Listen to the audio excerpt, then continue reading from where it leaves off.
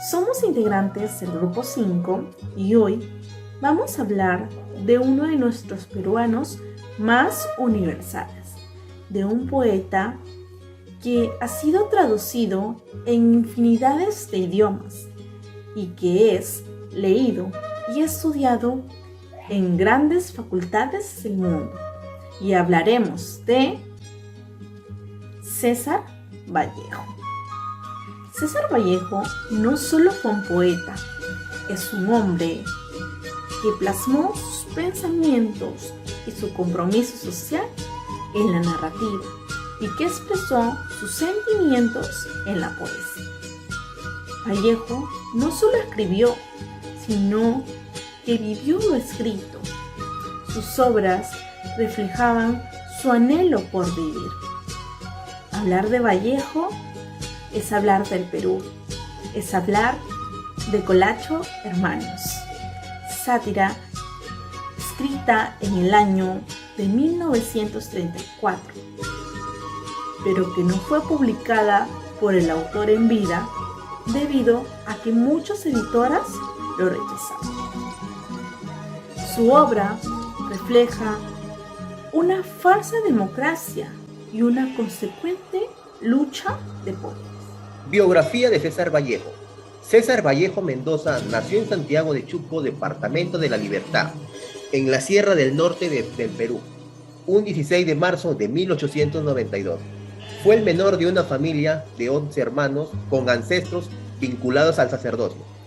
Sus padres fueron Francisco de Paula Vallejo Benítez y María de los Santos Mendoza. Cursó estudios de secundaria en el Colegio San Nicolás de Huamachuco en 1905-1908. Ante la imposibilidad de ingresar a la universidad debido a su precaria economía, trabajó como ayudante de cajero en la hacienda azucarera Roma en año de 1913. Trasladó a Trujillo para estudiar medicina, pero abandonó dicho proyecto e inició la carrera de letras en la Universidad Nacional de Trujillo, graduándose como bachiller en 1915, con su tesis El romanticismo de la poesía castellana. Al mismo tiempo, publicó sus primeros versos en la revista cultural infantil. Trabó amistad con el grupo literario La Bohemia de Trujillo, encabezado por Antenor Orrego y Víctor Raúl Haya de la Torre. Publicó luego las primeras versiones de algunos poemas que compondrá más adelante, como son Los Heraldos Negros. Ese año enseñó primaria en el Colegio Nacional de San Juan de Trujillo, donde tuvo como alumno a Ciro Alegría. En 1918, César Vallejo se trasladó a Lima como consecuencia de un desengaño amoroso, publicando Los Heraldos Negros como evidente influencia del modernismo, principalmente en el diario de Herrera y Racing y de Chocano. Resultó involucrado en unos violentos incidentes, siendo detenido junto a uno de sus hermanos por incendio, asalto, homicidio frustrado y robo azonado. Esclarecida la injusticia de su detención y encarcelamiento de cerca 4 meses, el poeta encontró tiempo suficiente para cursar estudios de filosofía y letras en la Universidad de San Marcos en 1921. Ganó el certamen literario organizado por la Sociedad Cultural Entre Nous, con el cuento titulado Más allá de la vida y a la muerte. El premio le permitió editar su segundo libro de poemas, Trilce, en el año 1922, trabajado en los talleres de la cárcel donde estuvo preso. El título, al parecer, conjuga los vocablos triple y dulce. En esta obra, César Vallejo canceló definitivamente la herencia del modernismo, creando un lenguaje original con experimentos formales afines del creacionismo y al expresionismo. Trilce se supone un hito en la poesía de la lengua española. Ha sido comparada por la crítica con La Tierra Baldia, Residencia en la Tierra y otros textos capitales. Su estancia en Europa, en 1923, publicó 2 obras narrativas, Escalas melografiadas y Fabia Salvaje. Ese mismo año abandonó el Perú con destino a París, atraído por la cultura francesa. Allí vivirá una bohemia del extranjero. En 1927 conoció a Georges Philippard. Cada vez más influido por el marxismo, César Vallejo visitó la Unión Soviética en 1928 y retornó un año después, en compañía de Georges. Ya casado, la pareja recorrió Berlín, Leningrado, Moscú, Praga, Viena, Budapest, Venecia, Florencia, Roma, Génova, Niza. En 1930, el poeta fue expulsado de Francia por sus actividades políticas, instalándose en Madrid, donde publicó la segunda edición de Trilce con el prólogo de José Benjamín y un poema de Gerardo Diego. César Vallejo se afilió al Partido Comunista de España y publicó su novela El Tusteno en 1931. Tributaria del realismo socialista, por tercera y última vez asistió la Unión Soviética, viaje que sería el origen de su libro Rusia en 1931. Reflexiones al pie del Kremlin. Colaboró en 1933 en Germinal de París con artículos de la situación social del Perú y con críticas surrealistas a favor de un arte comprometido. El 15 de abril de 1938, después de una penosa agonía, César Vallejo falleció en París, en la clínica Arago, tal como lo anunció en su poema Piedra Negra sobre una piedra blanca. Cabe señalar que dos notables intelectuales peruanos, Raúl Torres Barrenechea y Francisco García Calderón, sufragaron los gastos del sepelio y el poeta Luis Aragón realizó sus elogios fúnebres.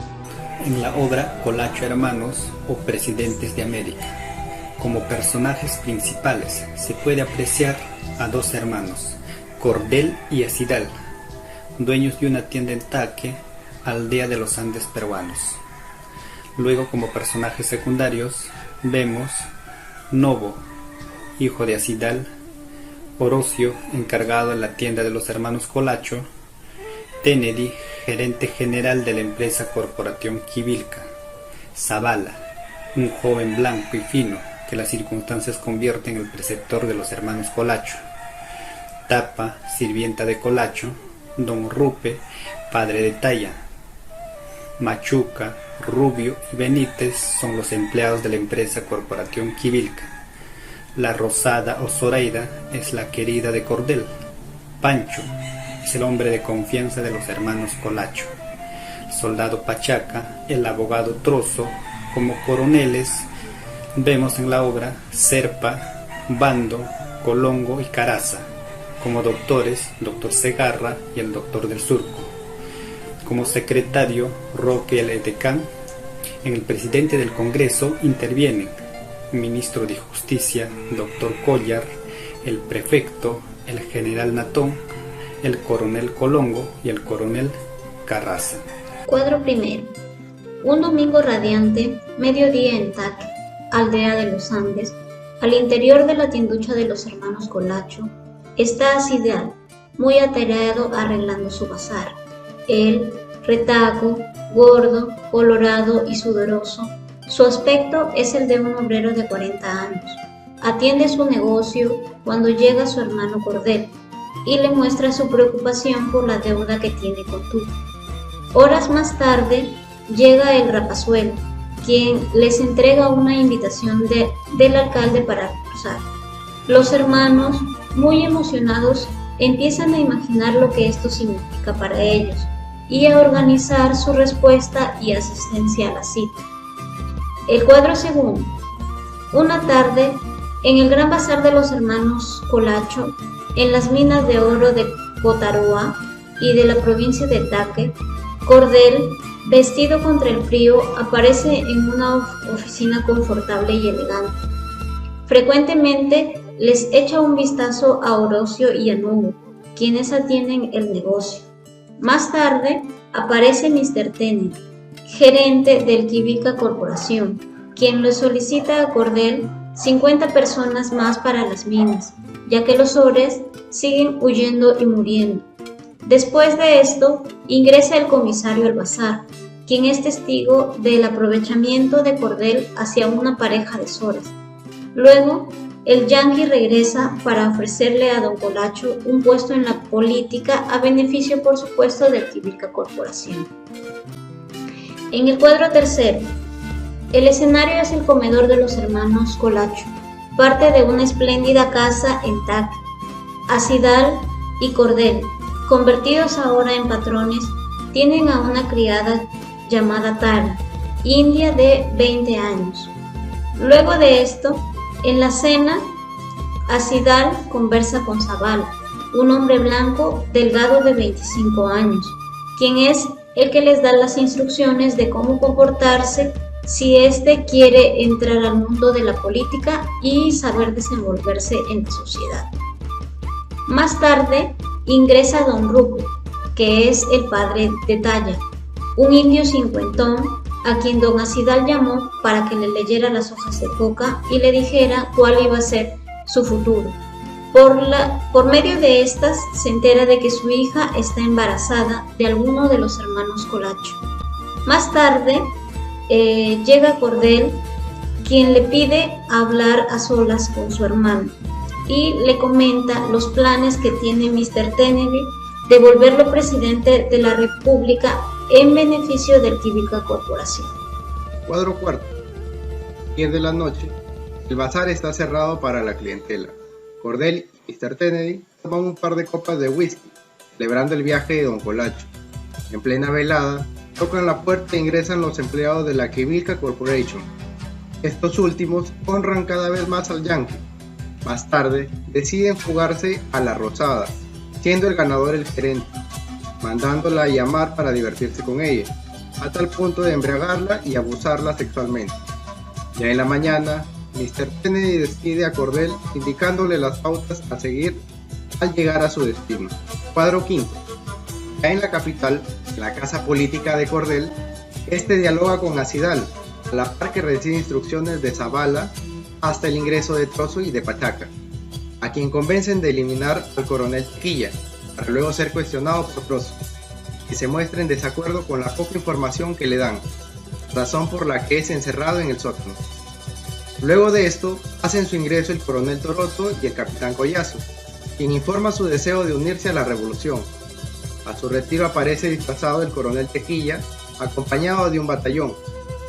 Se muestra con anhelo de estar al servicio de la causa revolucionaria. Luego de esto, hacen ingresar a una pareja de sirvientes del presidente Palurdo, para que confiesen el paradero de este. Seguidamente, ingresa un grupo de personas de altos y bajos rangos para definir los cargos políticos que ocuparán cuando se llegue al poder. A causa de esto, se genera una discusión entre el coronel Bando y el doctor Segarra por el cargo del doctor del Surco, quien cuestiona los ideales revolucionarios. Cuadro sexto. Aquí se presenta un Cordel ya presidente, con la presencia de un secretario, Roque, y un edecán. La primera visita que recibe es la del doctor Soizadol, por un encargo de cigarros importados.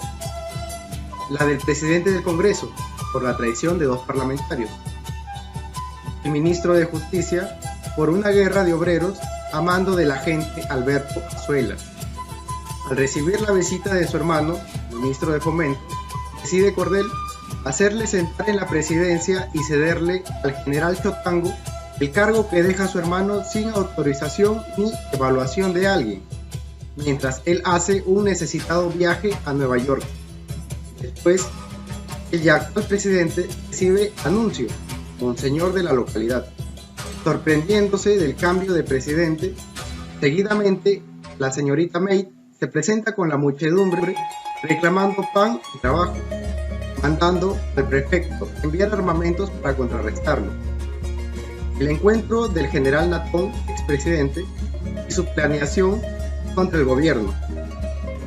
Luego, la retención y posterior fusilamiento de los Colachos y colocación del general Colongo como presidente y de Celar como secretario. Casos de abuso de poder en la obra Colacho Hermanos, siendo el abuso de poder uno de los mensajes que nos da la obra teatral Colacho Hermanos, identificaremos escenas teatrales donde se evidencie estos casos dentro de la obra. Así mencionaremos al primer personaje, Mr. Kennedy, quien tiene un poder económico dentro de Quivilca, y haciendo uso de este poder económico, exige a Cordell 50 peones para Quivilca Corporation en una de las escenas. Sin más que hacer, Cordell solo obedece a las órdenes de Mr. Kennedy de cumplir con la orden de llevar 50 peones para Quivilca Corporation. Sí o sí. En otra de las escenas, no solamente evidenciamos abuso de poder económico, sino también socioeconómico y sociopolítico. Además, también presenciamos injusticia y abuso sexual. En una de las escenas, personajes como Rubio, Machuca, el comisario, Mr. Kennedy y Cordell abusan sexualmente de Zoraida o la Rosada, como es identificado el personaje dentro de la obra teatral. Abusan sexualmente de ella y estando en presencia del comisario, quien no hace nada por evitarlo y mucho menos por hacer justicia para Zoraida. Simplemente no vio nada.